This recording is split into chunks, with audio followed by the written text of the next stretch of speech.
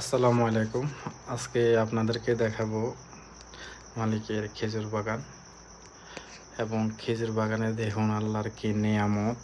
ছোট ছোট গাছের ভিতরে কি পরিমাণ খেজুর ধরছে এবং সবগুলা গাছেতে খেজুর।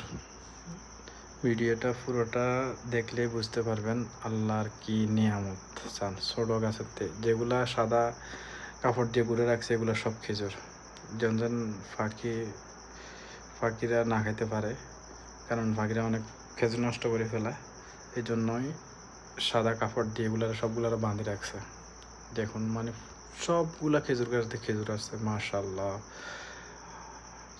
গাছটা দেখুন কত ছোট, কিন্তু মাশাল্লাহ খেজুর কি পরিমাণ খেজুর ধরছে।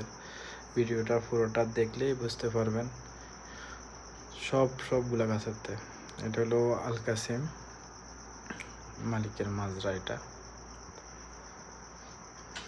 গাছগুলো অনেক ছোট ছোট, কিন্তু ফলগুলা এমনভাবে ধরছে মানে বলার বাইরে। এটা বলতে হয় আল্লাহর একটা অশেষ নেয়ামত।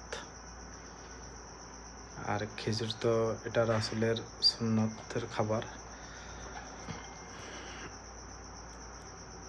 মাশাআল্লাহ, মানে যতটুক যাবেন অতটুক গাছ আছে, খেজুর আছে।